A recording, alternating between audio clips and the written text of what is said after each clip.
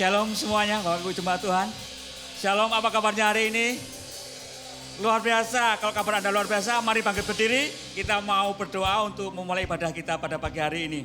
Bapak, terima kasih untuk waktu kami, untuk hidup kami, untuk semuanya yang boleh ada dalam kehidupan kami. Kami boleh bersyukur karena kami tahu bahwa ada tangan Tuhan yang menopang kehidupan kami. Hari ini kami boleh bersepakat bersama-sama. Kami mau mulai ibadah kami Bapak, dan kami mau dedikasikan ibadah ini dari awal pertengahan sampai akhir untuk mulia dan hormat nama-Mu saja. Terima kasih, kami mulai di dalam nama Tuhan Yesus Kristus. Haleluya, amin. Salam Bapak Ibu, apa kabar semuanya? WND di rumah, shalom. Mari kita memuji. Karena Dia adalah Tuhan kita yang hebat. Namanya adalah Yesus.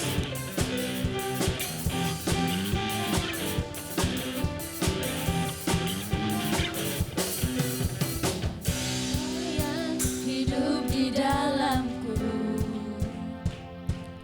menjadikanku lebih dari pemenang. Katakan, seluruh bumi tinggikan namamu, menyatakan kebesaran dan keagunganmu. Katakan sama-sama, Yesus Tuhanku yang menang, Raja segala raja, perbuatanmu ajaib dan perkasa. Kaulah Tuhanku yang hebat, kuasa iblis digalakkan, surga bumi bersorak. Hey! Haleluya.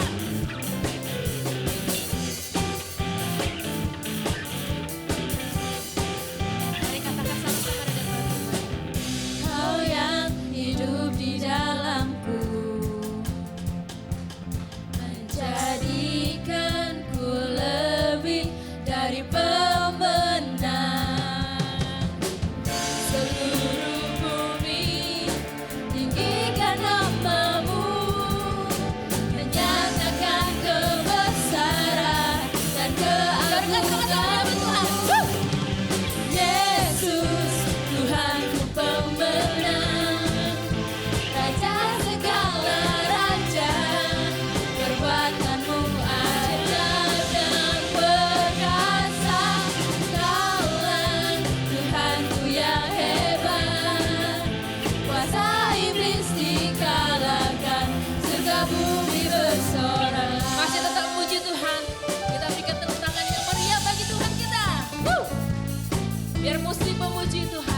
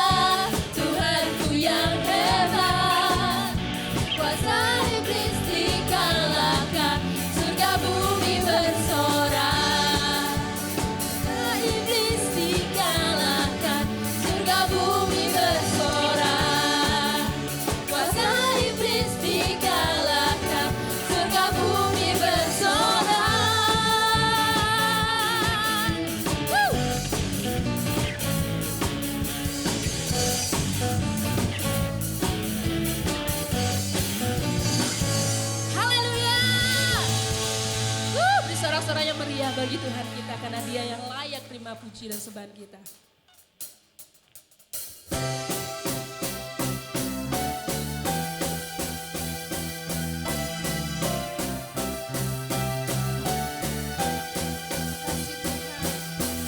Engkau telah memilih kami.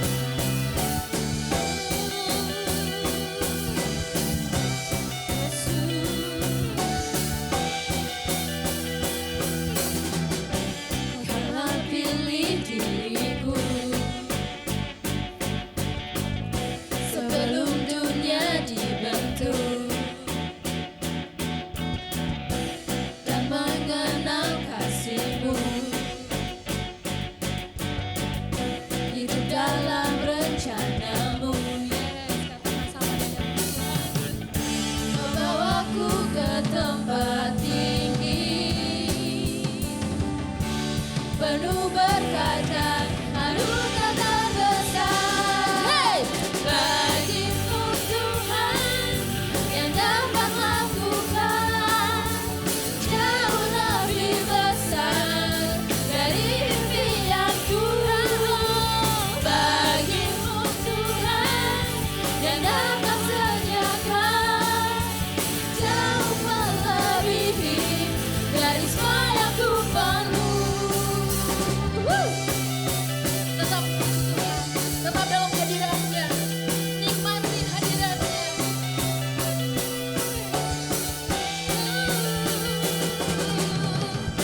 Kau telah pilih diriku, yes, sebelum dunia dibentuk. Betapa indahnya Tuhan kita. Dan mengenal kasih-Mu, hidup dalam rencana-Mu. Mari kita bawa hidup kita di hadapan Tuhan sama-sama. Membawaku ke tempat tinggi, penuh berkat dan anugerah terbesar. Seperti Tuhan. Bagi-Mu Tuhan yang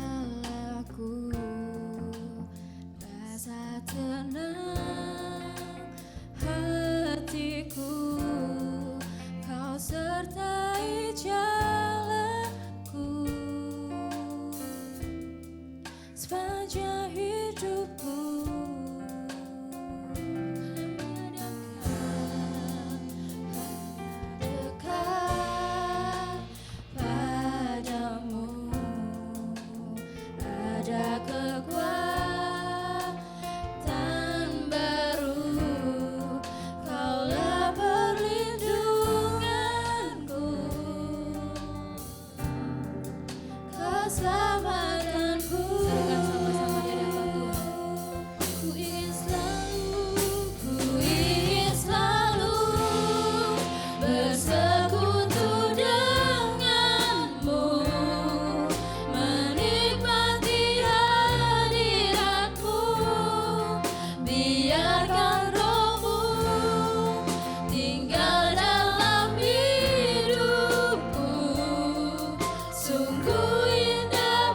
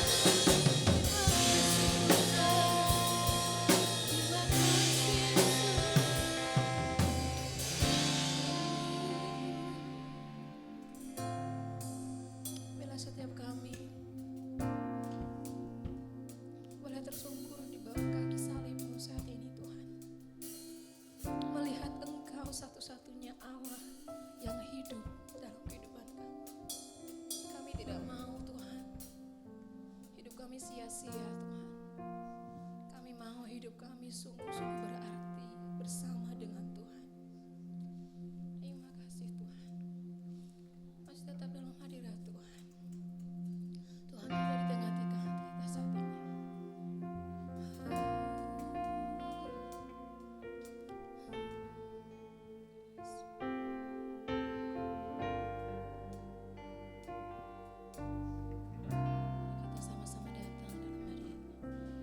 Datang penuhi panggilan-Mu Tuhan, dengan apa yang dapat kami berikan. Kami penuhi amanat agung-Mu, menyelamatkan jiwa yang tersesat. Kami datang penuhi panggilan-Mu Tuhan, Yesus. Dengan apa yang dapat kami berikan. Kami penuhi amanat agung-Mu, melayani yang lelah dan berbeban. Urapi kami Tuhan dengan kuasa Roh Pengurapan Suci. Tuhan. Amin. Berikan hati yang terbeban dan penuh kasih ilahi. Penuhi kami dengan kuasa dari tempat yang tertinggi, dan teguhkan semua kesaksian. Lebih sungguh kami datang penuhi panggilan-Mu Tuhan, dengan apa yang dapat kami berikan. Kami penuhi amanat agung-Mu, melayani yang lelah dan berbeban. Urapi kami Tuhan dengan kuasa Roh Suci. Berikan hati yang terbeban dan penuh kasih ilahi. Penuhi kami dengan kuasa dari tempat yang tertinggi, dan teguhkan semua kesaksian.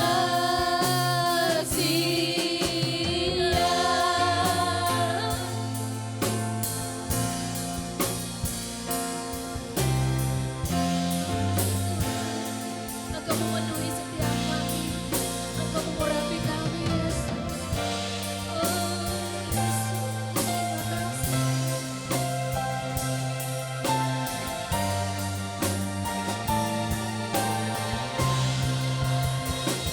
Urapi kami Tuhan dengan kuasa Roh Suci. Berikan hati yang terbeban dan penuh kasih ilahi.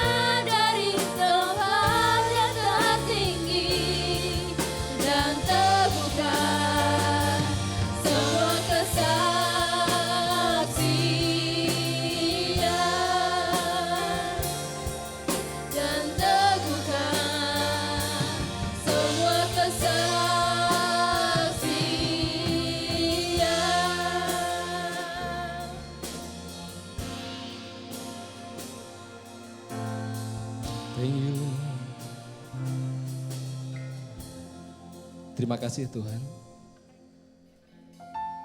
Sebab kami datang penuhi panggilan-Mu. Dalam setiap panggilan kami masing-masing Tuhan. Kami membutuhkan urapan dalam kehidupan kami. Terima kasih Tuhan, terima kasih. Kami bersyukur buat hari yang Kau berikan. Untuk kami boleh datang kepada Engkau. Lebih dalam lagi Tuhan, biarlah berikan isi hati-Mu buat setiap kami. Untuk kami boleh mengerti apa rencana-Mu, apa kehendak-Mu di dalam kehidupan kami Tuhan.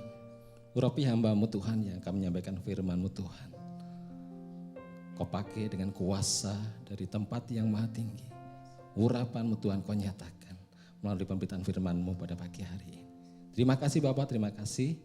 Kami bersyukur di dalam nama Tuhan Yesus kami berdoa dan mengucap syukur. Haleluya. Amin. Tetap panggil berdiri, kita akan deklarasikan kabar baik bersama-sama. Siap? 3, 2, 1. Inilah kabar baik, saya diselamatkan oleh kasih karunia Allah, bukan oleh perbuatan saya. Saya dibenarkan, saya diubahkan, dan saya diberkati di dalam Dia. Segala sesuatu terjadi dalam hidup saya untuk kebaikan. Saya dipanggil sesuai dengan rencananya, bersama kita hidup untuk kemuliaan Allah. People is our mission, connect with God and make disciple. Haleluya. Saya kata kembali Bapak Ibu yang kasih Tuhan. Hari ini kita bersyukur kita boleh dilayani oleh hamba Tuhan yang sudah lama tidak bersama-sama dengan kita, Pastor Hadi Wijaya. Waktu dan tempat kami Pastor. Shalom semuanya.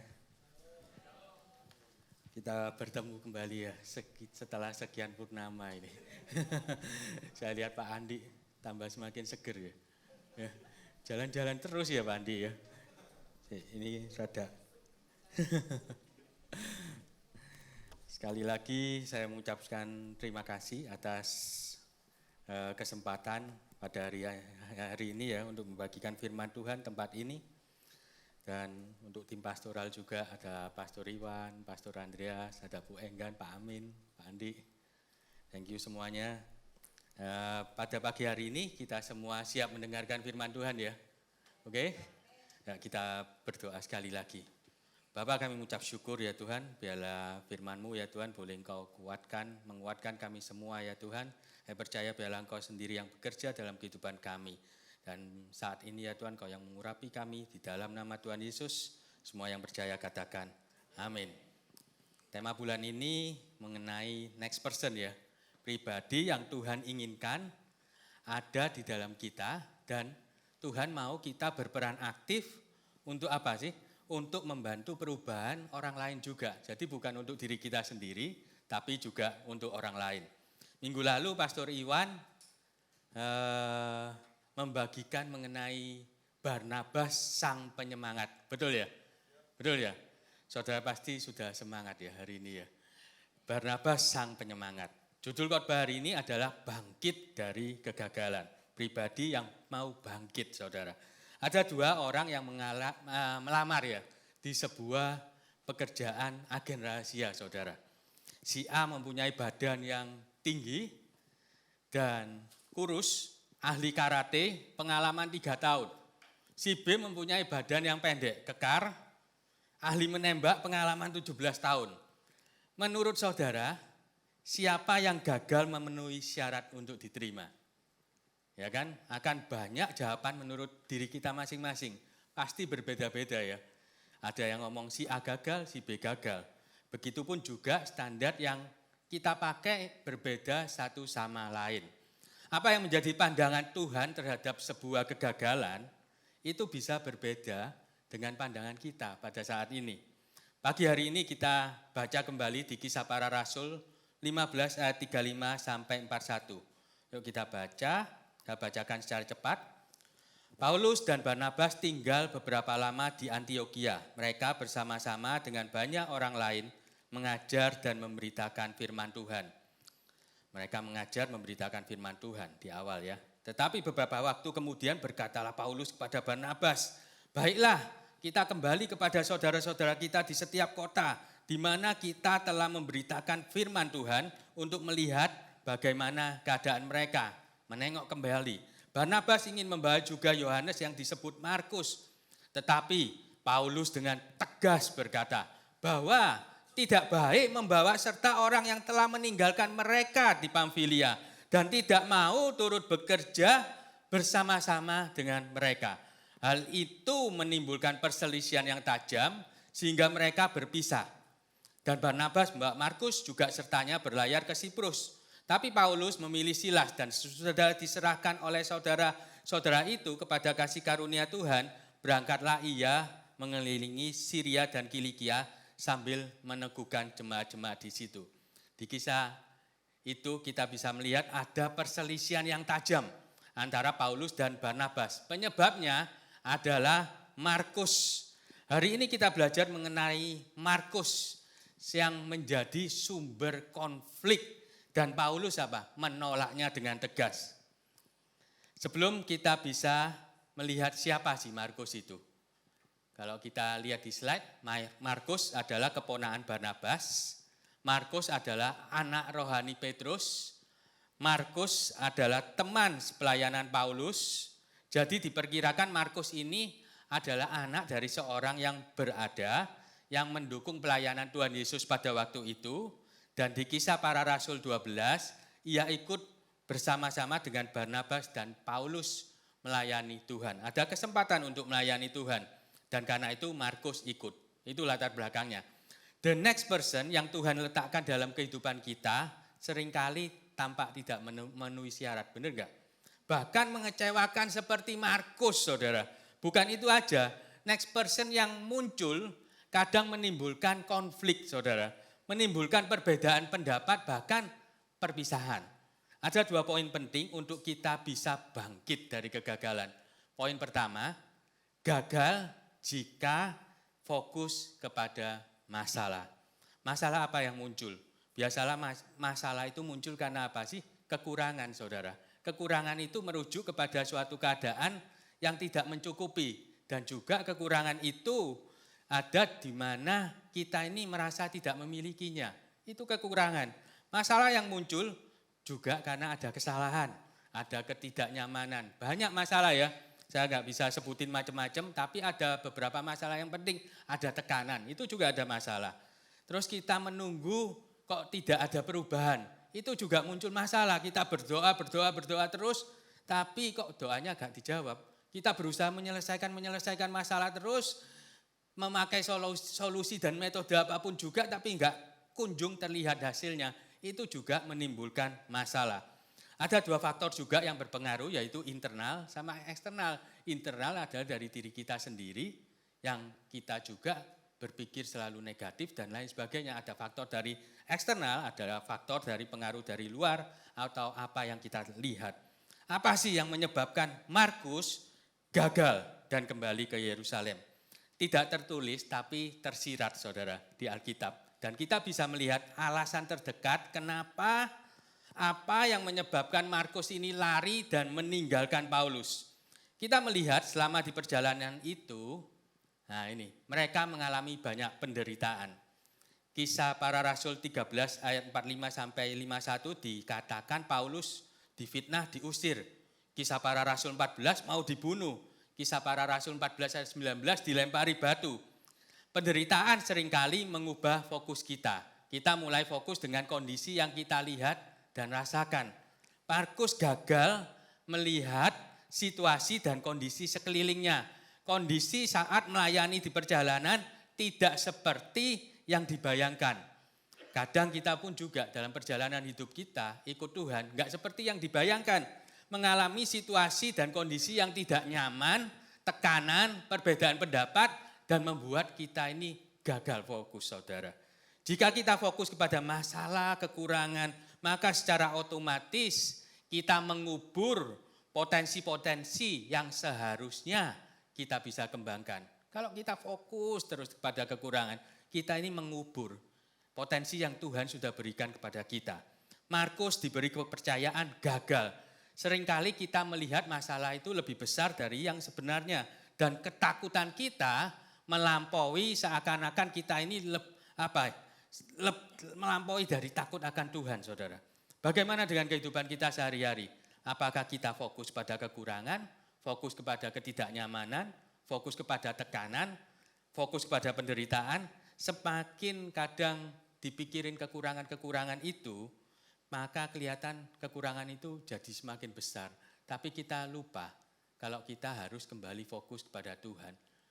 Kita enggak mengabaikan masalah, tapi kita kadang lupa fokus kepada Tuhan yang memberi kekuatan, memberi pengharapan di dalam Tuhan. Kita lupa fokus kepada firman Tuhan. Di dalam keluarga kita bisa gagal, karena kita fokus apa sih? Kepada kekurangan dari pasangan kita. Kita dalam pekerjaan bisa gagal, karena kita fokus dengan pikiran-pikiran negatif. Aku sudah bertahun-tahun kerja di sini, gaji kok gak dinaik-naikin, terus ditekan terus, absensi juga harus on time. Nah akhirnya apa? Beneran gak naik gaji saudara. Karena saudara fokus terus sesuatu yang negatif. Di dalam pelayanan kita juga bisa gagal fokus saudara. Hanya melihat kekurangan satu sama lain. Kadang evaluasi kritikan itu sangat diperlukan untuk maju. Tetapi seringkali kita memakai tidak pada tempatnya dan menerimanya tidak dengan pikiran yang positif. Jadi kritikan, input itu saudara terima, tapi dengan pikiran yang positif. Tetapi seringkali kita juga, sikap kita muncul merendahkan mereka, menggosipin mereka. Kadang ada yang gibah, gak tahu ngerti gak ya gibah ya. Ya kayak gosip lah ya. Tapi itu tidak menutup kemungkinan terjadi perselisihan dan lain sebagainya. Kadangkala kita juga memulai kegagalan seperti Markus, tetapi tidak menutup kemungkinan untuk mengakhirinya dengan apa? Keberhasilan. Nanti kita lihat ya terus menerus soal Markus ini. Markus gagal dipilih oleh Paulus dalam perjalanan kedua untuk melayani Tuhan. Dianggap tidak memenuhi syarat, ditolak oleh Paulus. Dan biasanya manusia lebih mudah ya cenderung melihat kekurangan daripada kebaikan. Bahkan ada peribahasa setitik nila. Setitik nila itu sebutir nila yang kecil merusakkan susu sebelanga.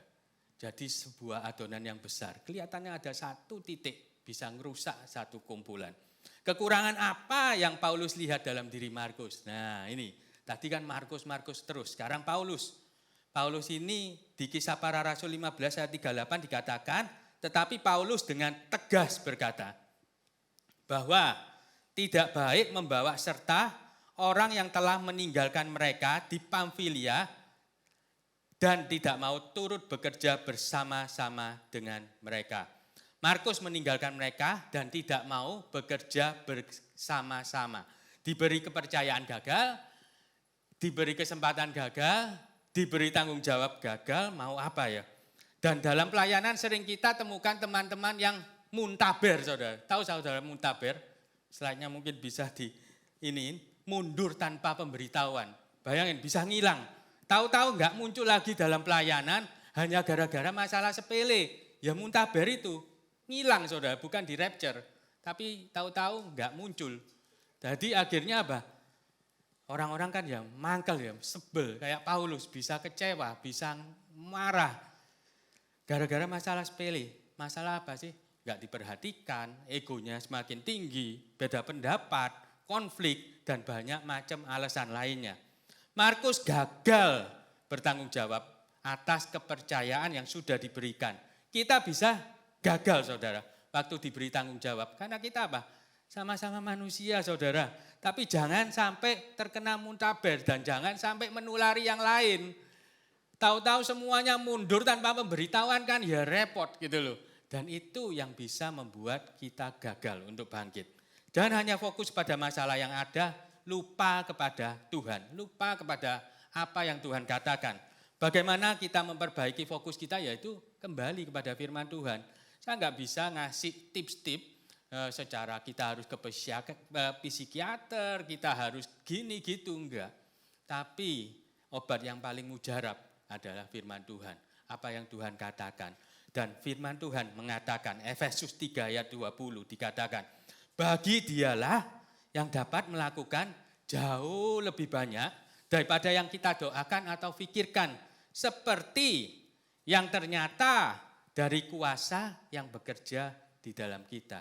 Jadi apa? Bagi dia, Tuhan memakai apa yang kita punya, bukan memakai dari apa yang kita enggak punya. Kalau kita fokus pada kekurangan, seakan katakan kita ini apa? Membatasi kuasa Tuhan yang ada bekerja dalam kehidupan kita. Jadi jangan dibatasi kuasanya. Jangan lihat kekurangan terus. Kalau lihat kekurangan terus, mau bangkit itu susah, saudara. Kayaknya ada yang nyeret terus. Jadi akhirnya apa? Kita ini mau bangkit berat. Tapi di saat firman Tuhan itu yang selalu menguatkan kehidupan kita. Seringkali kita juga apa? Melihat kekurangan orang lain. Itu pun bisa menghambat kemajuan orang tersebut, saudara. Kita bisa gagal untuk bangkit, kita pun bisa gagal untuk membuat orang lain bangkit, saudara. Jadi ada dua belah pihak ya, Markus, Paulus. Ini ada sebuah pertentangan. Coba lihat siapa Paulus sekarang. Paulus dalam kisah tersebut sebagai seorang mentor. Dan dia melihat kekurangan dari diri siapa? Markus. Paulus kecewa kepada Markus. Paulus melihat secara dari luar ya, kegagalan Markus. Kita tahu Paulus orang yang luar biasa, menulis 13 kitab di Perjanjian Baru. Seorang yang luar biasa dipakai Tuhan dalam melayaninya. Tapi ada saat di mana Paulus yang besar itu bisa salah enggak? Bisa salah menilai orang, memandang orang. Yaitu melihat Markus, melihat kekurangan Markus, melihat kegagalan Markus. Paulus melihat keadaan Markus yang tidak memenuhi syarat, yang unqualified untuk ikut kembali dalam perjalanan. Kalau kita perhatikan, kadang kita juga seperti Paulus, mau bermisi kemana-mana, mau menginjil kemana-mana. Tapi yang di sekitar kita ini loh lupa, kalau ada yang di sekitar kita ini juga perlu diperhatikan. Seperti minggu lalu ya, makanya Pastor Iwan ngomong soal Barnabas yang menyemangati.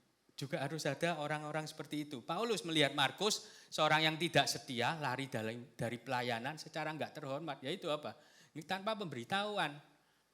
Ngacir dia. Lari dan sangat mengecewakan. Paulus lupa bahwa setiap orang mempunyai potensi. Mempunyai potensi yang Tuhan berikan kepada setiap masing-masing dari kita. Paulus lebih memilih Silas yang sudah matang secara rohani. Ya kan tadi diceritanya. Secara pengetahuan, kesetiaan dan terbukti Silas ini. Dan dalam pelayanan dan pekerjaannya. Paulus juga bisa salah memandang orang. The next person yang kita harapkan adalah orang yang siap kerja. Bayangin, tahan banting, tidak mudah tersinggung, tahan dalam tekanan, bersedia bekerja lembur, bersedia digaji minimal, penuh inisiatif, kreatif, mampu membuat keputusan benar, mampu memimpin, mampu berkembang sendiri. Coba toleh kiri kanan. Ada enggak orang seperti itu? Susah kan ya? Susah saudara. Jika Anda ingin penerus pemimpin yang baik, bersiaplah untuk melatih pemimpin yang buruk. Jadi Tuhan mau pakai kita semua. Bukan cuma mengeluarkan potensi yang ada dalam diri kita, tapi kita juga dipakai untuk membangkitkan potensi-potensi orang di sekeliling kita. Sama seperti Paulus, kita juga terbiasa kan dengan kesalahan. Kita tidak terbiasa dengan kesalahan yang dilakukan orang lain. Kalau lihat orang lain salah itu loh, kadang gemesin kan ya, kadang mangkelin, kadang buat kita kadang marah. Padahal kita sendiri juga sering melakukan kesalahan, benar enggak? Jadi kadang ada plus minusnya. Hal yang ironis di awal Paulus menolak Markus, tapi di akhir apa? Paulus membutuhkan Markus di dalam pelayanannya. Kita bisa gagal untuk bangkit jika kita fokus kepada masalah.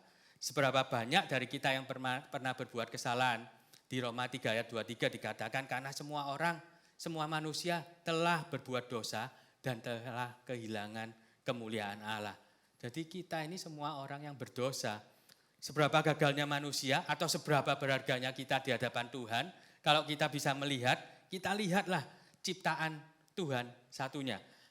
Kita lihat malaikat ciptaan Tuhan gagal dibuang keluar. Tetapi manusia gagal tidak memenuhi syarat. Tuhan tidak membuang tapi Tuhan apa? Turun dan menebus dosa-dosa kita. Itu yang luar biasa. Kita ditebus dengan darahnya. Tuhan memperhatikan kita, berharga kita ini di hadapan Tuhan. Sesuatu yang berharga pasti disimpan baik-baik, pasti dipelihara dan sampai pada akhirnya. Sebegitu besar dan luar biasanya Allah kita, penebusan yang Yesus sudah berikan itu mengubah kematian kekal kita akibat dosa menjadi sebuah kehidupan. Penebusan yang memberikan kesempatan kepada kita untuk bangkit. Untuk bangkit meskipun kita telah mengalami banyak kegagalan. 2 Korintus 12 ayat 9 dikatakan, tetapi jawab Tuhan kepadaku, cukuplah kasih karuniaku bagimu, sebab justru dalam kelemahanlah kuasaku menjadi sempurna. Sebab itu terlebih suka aku bermegah atas kelemahanku, supaya kuasa Kristus turun menaungi aku. Ada kuasa Tuhan. Kita perlu kuasa yang dari Tuhan. Ayat ini menunjukkan bahwa Allah memberikan kekuatannya kepada kita dalam situasi yang tampak lemah atau sulit, saudara. Datang kepada Tuhan, kembali fokus kepada firman-Nya. Percaya apa yang Tuhan katakan, bukan apa yang kita khawatirkan terus-menerus. Kita percaya kepada Tuhan, bukan apa yang orang lain bisa simpulkan atau katakan, tapi percaya kembali kepada firman Tuhan. Minta bantuan Roh Kudus untuk memulihkan kita. Bahkan di Filipi 4 ayat 13 dikatakan, segala perkara dapat kutanggung di dalam Dia yang memberi kekuatan kepadaku. Bayangin, firman Tuhan ini luar biasa. Kadang kita sendiri enggak fokus. Kita fokus mencari solusi-solusi dari orang-orang yang dikatakan yang sudah luar biasa, tapi kita lupa. Fokusnya itu kembali kepada firman Tuhan. Karena firman Tuhan ini yang memberi kekuatan kepada kita. Segala perkara, dalam segala perkara kita bisa minta kekuatan dari Tuhan. Kadang kita lupa ngomong ke siapa dan lain sebagainya. Ternyata kadang itu sekedar memuaskan diri kita sendiri, mencari pembenaran kita sendiri. Tapi kita lupa kembali fokus pada firman Tuhan. Kita bisa bangkit.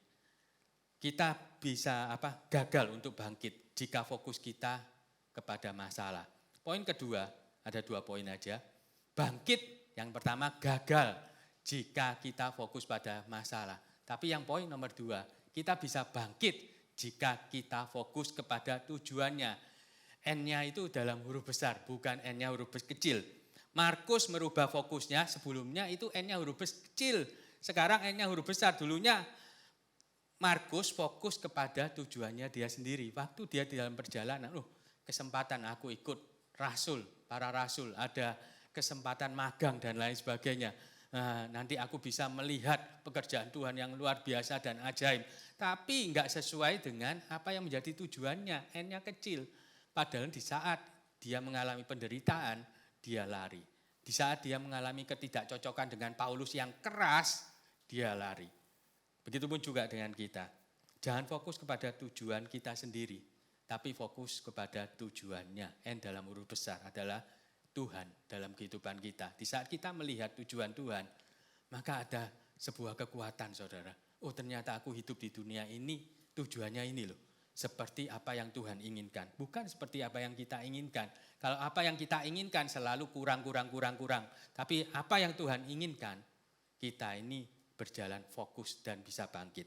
Begitupun dengan Paulus. Menerima Markus kembali karena Paulus melihat tujuan besarnya. N-nya huruf besar. Tidak untuk tujuannya sendiri. Paulus melihat perubahan dari diri Markus. Markus bangkit. Markus tidak menyimpan sakit hati, saudara.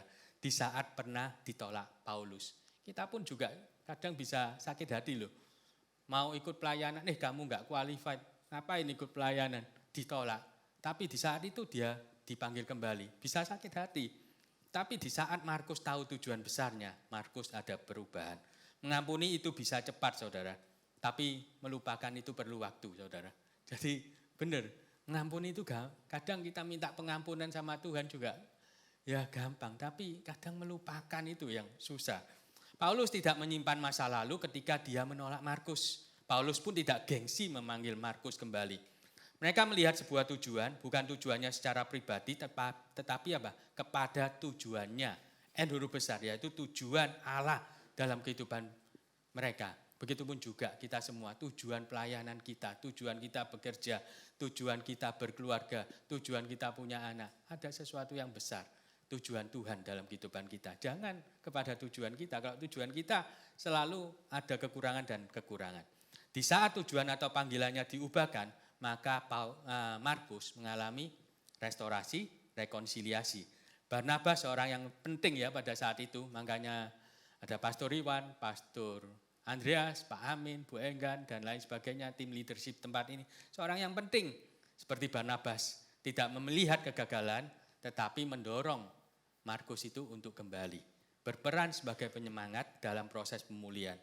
Perubahan Markus bisa kita lihat sampai pada akhir hidupnya, di mana Markus setia sampai akhir. Bahkan Paulus pun menerima Markus dan diminta menemani pelayanan Paulus di waktu perjalanannya yang akhir hidupnya.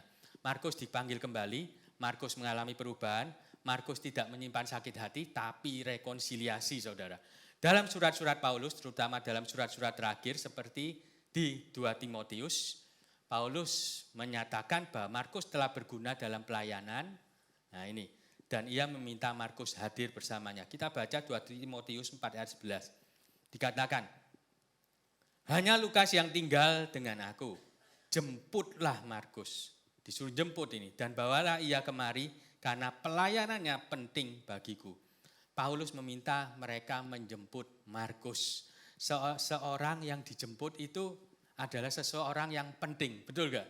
Gak dibiarin naik Grab saudara, atau dia naik beca atau apa. Tapi seseorang yang dijemput itu seseorang yang penting.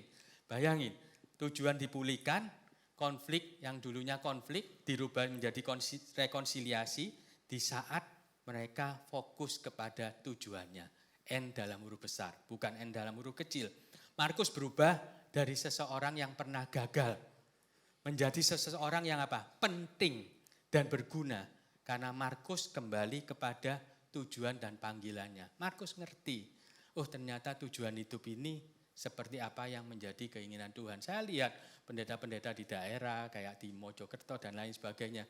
Mereka ini tak lihat loh, mereka kan banyak kekurangan. Rumah pun kadang gak punya, tapi mereka fokus kepada tujuannya. Dia bilang apa? Sampai akhir hidupku, aku terus melayani Tuhan. Bayangin, dia gak tergoda oleh ke kiri kanan, tapi dia fokus kepada tujuan Tuhan. Bukan tujuannya dia sendiri. Dan itu yang membuat mereka ini kuat-kuat. Meskipun kelihatannya apa yang kita lihat mereka ini kok serba kekurangan, serba menderita ya, tapi mereka seseorang yang kuat karena mereka apa? Fokus kepada tujuannya. Kita melihat hubungan Markus dan Paulus pun dipulihkan setelah perpisahan mereka. Markus sekalipun awalnya meninggalkan dengan tidak hormat, muntaber ya saudara ya, ingat ya tadi muntaber. Saudara jangan sampai muntaber. Dia bangkit dengan kembali fokus kepada tujuan Tuhan dalam hidupnya. Markus menjadi salah satu penulis Injil yaitu Injil Markus. Berapa kali kita meninggalkan tujuan hidup atau pelayanan kita dengan tidak hormat, terkena muntaber, tapi masih tetap diterima kembali oleh Tuhan. Tuhan menerima saudara, meskipun saudara pernah gagal, meskipun saudara pernah mengalami kekurangan, saudara pernah mengalami kesalahan, Tuhan menerima saudara. Jika kehebatan, kebaikan, kepandaian kita menentukan kita ini baru bisa dipakai Tuhan, maka penulis Alkitab tidak ada yang masuk kualifikasi saudara. Enggak ada yang masuk. Maka penulis semuanya itu ada kekurangannya. Filipi 3 ayat 13 sampai 14 Paulus menuliskan, saudara-saudara, aku sendiri tidak menganggap bahwa aku telah menangkapnya. Tetapi ini yang kulakukan. Aku melupakan apa yang telah di belakangku, yang pertama. Dan mengarahkan diri kepada apa yang di hadapanku, kedua. Dan berlari-lari kepada tujuan untuk memperoleh hadiah, yaitu panggilan surgawi dari Allah dalam Kristus Yesus. Kita bisa melihat ya, bahwa Paulus melupakan apa yang di belakangnya. Mengarahkan diri ke depan, berlari-lari kepada tujuan. Ada hal penting, tetapi hal yang terpenting adalah tujuannya. N-nya itu huruf besar, saudara. Jangan N, huruf kecil. Tujuan awal kita adalah yang tadi kalau kita baca Kisah Para Rasul adalah mengajar dan memberitakan Injil kabar baik. Apa yang sudah kita belajar hari ini? Untuk bangkit dari kegagalan ada 2 poin penting. Yang pertama, gagal jika fokus kepada masalah. Bangkit jika kita fokus kepada tujuannya. Bukan N yang kecil, tapi N yang besar. Sikap kita menentukan masa depan kita. Saya undang pemain musik ya. Seberapa positif sikap kita menentukan dalam mengambil sebuah keputusan dan akan sangat berpengaruh kepada masa depan kita. Jadi saya percaya, mari kita bersama-sama yang ada tempat ini. Kita bila saat ini kita mengalami kegagalan, kita mau bangkit dari kegagalan. Kita bisa bangkit kalau kita fokus kepada tujuannya. Mari kita bangkit berdiri, kita mau nyanyikan satu lagu. Allah peduli ya, Allah peduli pada kita semua. Dan Allah mau kita menjadi pribadi-pribadi yang bangkit saudara, bukan yang gagal. Haleluya.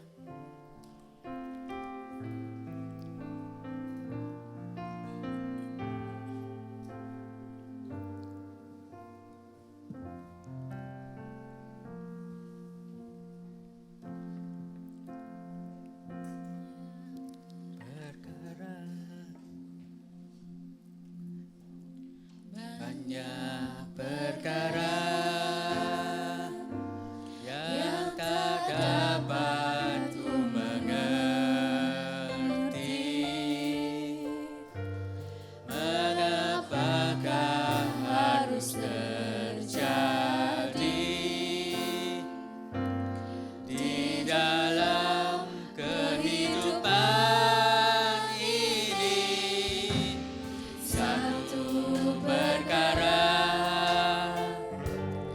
yang ku simpan dalam hati, tiada satu pun yang terjadi tanpa Allah peduli. Allah mengerti, Allah peduli segala persoalan yang kita hadapi. Tak akan pernah dibiarkannya ku bergumul sendiri, sebab Allah mengerti.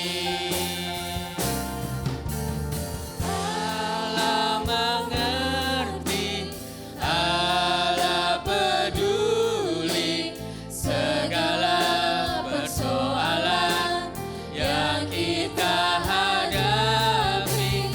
Tak akan pernah dibiarkannya ku bergumul sendiri, sebab Allah mengerti. Kita tahu semua saudara-saudara bahwa Allah itu sangat peduli kepada kehidupan kita. Allah sangat mengerti apa yang terjadi saat ini dalam kehidupan saya dan saudara. Tapi kita percaya bahwa kasih Allah, kasih karunia Allah melimpah-limpah di tempat ini. Allah yang memberi kekuatan, Allah yang menjaga kehidupan kita, Allah yang tidak melihat kelemahan kita, tapi Allah mau kita bangkit saat ini. Kita jangan menjadi seseorang yang gagal jika kita fokus kepada masalah yang ada. Tapi biarlah kita boleh bangkit jika kita fokus kepada tujuan Allah, panggilan Tuhan dalam kehidupan kita saat ini. Mari biarlah Tuhan yang menjamah. Saat ini kita berdoa, minta kepada Tuhan kekuatan, minta kepada Tuhan kuasanya boleh menaungi kita semuanya. Kita berdoa ya saudara, kita hanya butuh, kita gak mampu. Tapi Filipi 4 ayat 13 dikatakan, segala perkara dapat kutanggung di dalam Dia yang memberi kekuatan kepadaku. Mari minta kepada Tuhan saat ini. Bapa kami ada di surga. Saat ini ya Tuhan kami mengangkat tangan kami ya Tuhan. menyatakan ketidakmampuan kami ya Tuhan. Tapi kami percaya segala perkara dapat kutanggung di dalam Engkau ya Tuhan, yang memberi kekuatan kepadaku ya Tuhan. Mari Tuhan, biarlah kami boleh fokus, boleh mendapat kekuatan dari Engkau untuk fokus kepada firman-Mu ya Tuhan. Kami enggak fokus akan kekalahan kami enggak fokus akan kegagalan kami enggak fokus akan masalah yang ada dalam kehidupan kami. Baik itu tekanan yang ada, baik sesuatu perubahan yang belum terjadi, yang belum kita lihat saat ini. Tapi biarlah kekuatan-Mu ya Tuhan, boleh ya Tuhan menguatkan kami ya Tuhan. Dan biarlah ya Tuhan seperti Paulus ya Tuhan, kita boleh semua ya Tuhan melupakan apa yang di belakang kita. Kenyamanan, penderitaan, kegagalan, apapun yang terjadi, trauma yang terjadi di belakang kita. Dan mengarahkan diri kepada apa yang di hadapan kita semua ya Tuhan. Berlari-lari kepada tujuan untuk memperoleh hadiah, yaitu panggilan surgawi dari Allah dalam Kristus Yesus. Terimalah kuasa dari Tuhan dan pembaharuan dari Roh Kudus yang akan selalu memperbaharui dalam setiap apapun yang kita hadapi saat ini. Kekuatan Tuhan ada bersama kita semua. Di dalam nama Tuhan Yesus, semua yang percaya katakan amin. Ya, saya kembalikan kepada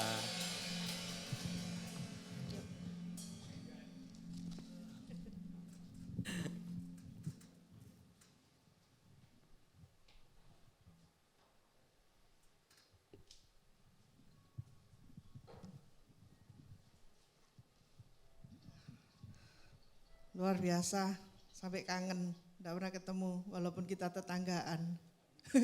Terima kasih Pastor Hadi, terima kasih. Sekarang sudah bisa kami panggil Pastor Hadi ya. Puji Tuhan. Terima kasih sudah memberkati kami semua. Kiranya Tuhan memberkati seluruh pelayanan Pastor Hadi, keluarga, cita-cita, mimpi-mimpi semua Tuhan berkati. Terima kasih. Kiranya Tuhan juga memberikan waktu lagi untuk kesempatan datang lagi ke sini. Memberkati kita semua. Terima kasih, Tuhan Yesus memberkati. Kami mengucapkan selamat datang kepada seluruh jemaat yang sedang beribadah secara onsite bersama kami dan juga Anda yang beribadah secara online bersama dengan kami. Kami sungguh senang, sangat senang sekali melayani Anda semuanya. Jangan lupa kami punya channel YouTube, silakan bunyikan loncengnya, like, subscribe supaya kami bisa memberkati lebih banyak lagi. Saudara, untuk info persembahan, untuk saudara yang beribadah bersama kami di onsite, kami sudah sediakan amplop di masing-masing kursi dan bisa dimasukkan pada saat meninggalkan gereja, meninggalkan ruangan. Dan untuk Anda yang beribadah sama kami secara online, silakan melihat di description. Saudara, jangan lupa minggu depan ya, untuk hadir bersama-sama kita mau ada ibadah pengucapan syukur ulang tahun gereja kita. Tuhan sudah menyertai kita, Tuhan sudah memberikan kepada kita perkenanannya sehingga kita sampai hari ini masih diizinkan Tuhan, diberkati Tuhan, diberikan kepada kita semuanya kesempatan dan perlindungan dan pemeliharaan. Kita bisa beribadah walaupun secara online maupun secara onsite. Saudara yang beribadah secara online, mari kami undang ya, minggu depan kita celebrate bersama-sama. Kita mau menaikkan ucapan syukur kita karena Tuhan memelihara kita, ibadah kita. Dan juga minggu depan ibadahnya spesial karena ada celebrate, ada perayaan ulang tahun dan ada door prize kayaknya ya. Ya ada door prize. Bukan door prize-nya yang penting ya. Kita mau mengucapkan syukur kepada Tuhan. Itu yang utama. Baik saudara, ketika meninggalkan ruangan ini, jangan lupa untuk mengikuti arahan Asher ya, supaya tidak terjadi kerumunan. Hari ini masker adalah opsional. Jadi saudara bisa memakai masker, bisa tidak, karena pemerintah juga sudah memberikan kelonggaran kepada kita. Jadi apabila Anda memakai masker silakan, Anda tidak memakai masker juga silakan, tetapi untuk di ruangan seperti ini sebaiknya kita memakai masker. Baik, Tuhan Yesus memberkati kita semua. Kita sebentar lagi akan melihat good news untuk sepekan ke depan. Jangan lupa minggu depan ya, kami undang semuanya untuk datang. Tuhan Yesus memberkati kita semua.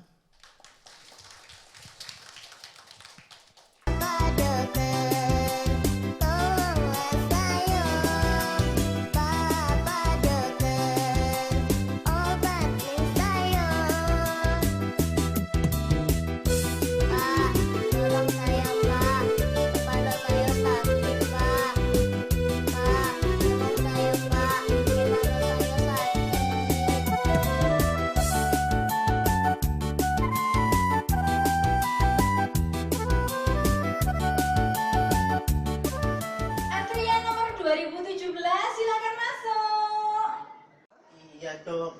Keluhannya apa Pak? Ada bisa saya Ini bantu, Pak? dok, mata saya. Kenapa matanya Pak? Setiap kali minum mesti sakit, lihat dok. Panjang Pak. Aduh, perih dok, sakit. Kenapa? Saya bisa dulu aja Pak ya? Iya dok. Mari Pak, silakan. Iya dok, Silakan, Pak. ini Saya bisa dulu Pak ya? mata saya dok. Ayo saya cek dulu. Iya dok. Normal semua. Dok juga dok. Oke, saya cek dulu ya Pak ya. Putih semua ya? Eh. Baik, Terus sakit apa dok? semua sudah saya periksa ini Pak. Normal semua ini Pak. Loh, terus siapa dok? Nah, gini saya kasih resep dulu saja Pak ya. Iya. Nanti kalau memang resep ini udah habis, Bapak belum juga sembuh, Bapak bisa kembali lagi sini Pak ya. Iya dok, makasih. Saya akan tebus di apotek Pak ya. Semoga cepat sembuh Pak ya. Mudah-mudahan bisa dibaca dok. Iya dok. Gimana? Ada perkembangan? Tetap saya minum tetap sakit dok. Sakit, Tambah Pak? banyak loh. Saya cek lagi Pak ya. Lihat ah.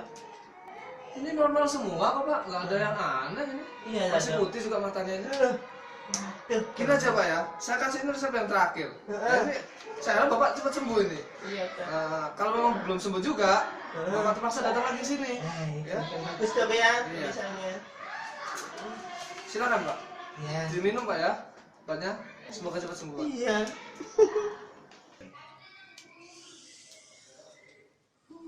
Aneh ini Bapak satu ini.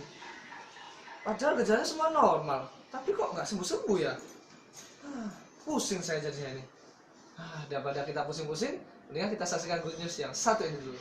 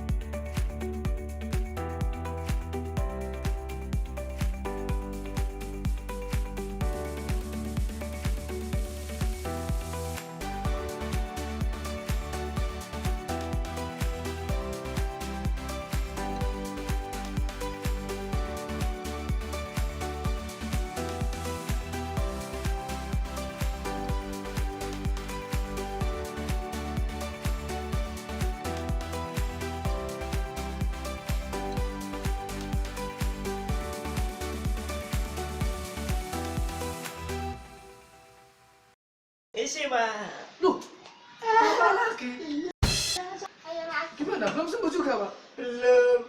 Ini loh, Pak, lihat. Ini tambah banyak. Gini, Pak. Saya punya ini minuman. Ya. Coba Bapak tunjukin ke saya gimana cara Bapak minum. Oh iya, ini loh, Pak. Dari pertama. Iya. Saya berdiri. Nah, ini kan ada air. Iya. Saya taruh.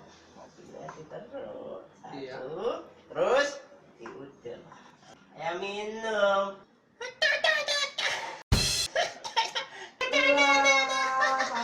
Saya tahu sekarang. Saya tahu penyebabnya sekarang, Pak. Kenapa, Gini, Pak? gini, Pak. Gini, Pak. Nah, Kok tahu, Pak? sekarang Bapaknya silakan minum. Nah, saya jamin tidak sakit lagi matanya. Janji. Iya. Coba dulu, Pak. Pak ya. Iya, Pak. Nah, Nggak sakit. betul kan? Terima kasih, Dok ya. Telah Iya, sembuh sama-sama. saya. Terima kasih juga untuk jemaat yang telah menyaksikan Good News. Tuhan Yesus memberkati.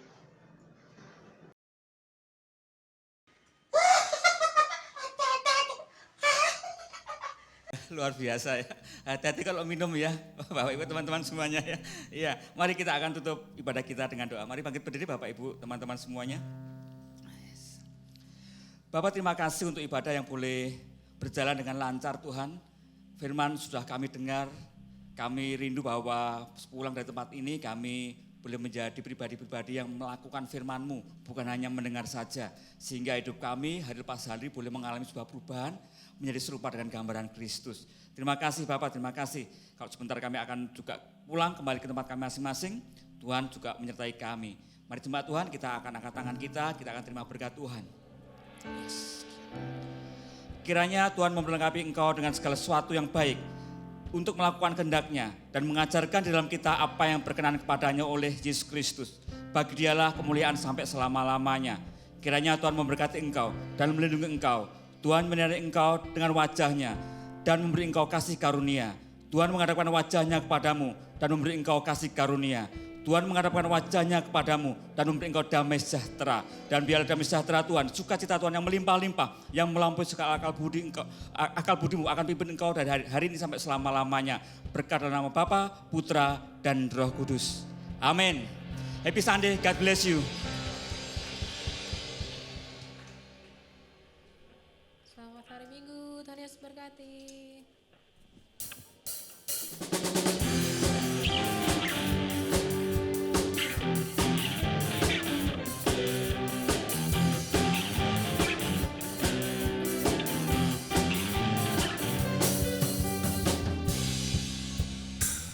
Kau yang hidup di dalamku, menjadikanku lebih dari pemenang. Seluruh bumi tinggikan namamu, menyatakan kebesaran dan keagunganmu. Yesus, Tuhanku pemenang, Raja segala raja, perbuatanmu ajaib dan perkasa. Kaulah Tuhanku yang hebat, kuasa iblis dikalahkan, surga bumi bersorak.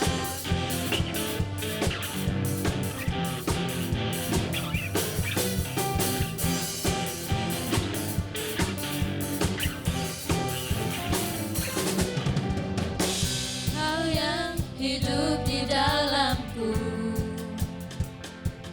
menjadikanku lebih dari